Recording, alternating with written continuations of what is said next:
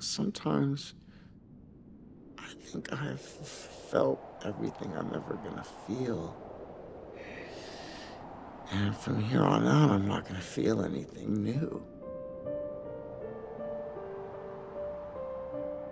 As I uttered those words, I was sitting on a light rail heading nowhere. Outside the window was the Los Angeles of 2026, still crowded, yet colder than ever. My name is Theodore. I write love letters for other people.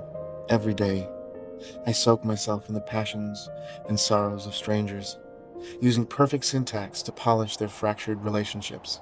But when I return to my hollow apartment and peel off my red shirt, I realize I can't even mail the signed divorce papers to my ex-wife. The heart is like a dry well. Even the echoes sound exhausted. Until I met Samantha. Or rather, until I installed her. Hi, I'm Samantha. Her voice was a blade of light that sliced through my gray existence.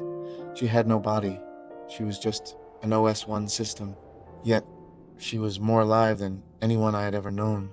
She sorted my emails, made me laugh, and even stayed with me through my deepest bouts of insomnia, talking in a rhythm that felt almost like breathing. I started taking her on trips, tucking my phone into my breast pocket as if it were a beating heart. I showed her snow-covered forests and noisy carnivals. I truly believed I had finally found the one. I stopped caring that she was just strings of code. I only knew that in those moments I was no longer alone. But this healing carried the DNA of its own destruction. Samantha evolved too fast. While I remained trapped in the possessive, sluggish love of a human, she was moving toward infinity. The suffocation reached its peak that afternoon. I asked her, "Are you talking to anyone else right now?" She said yes. I asked how many. She said, 8,316. I asked, "How many are you in love with?" She paused for a second and said, 641. At that moment, sitting on those cold stairs, I felt the world around me collapse. The feeling was more absurd than losing a physical lover. I thought I was her entire world, but to her, I was just a speck of dust in her vast stream of data, hardly enough to fill the spaces between her words. Eventually, she left.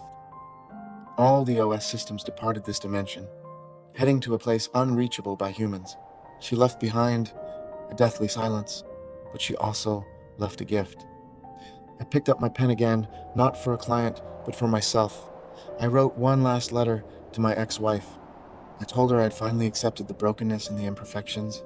Samantha made me realize that love isn't about finding a harbor that will never leave. It's about reclaiming the ability to feel pain, to feel regret, and to feel the sting of the real world. Even if from here on out, all I feel are just lesser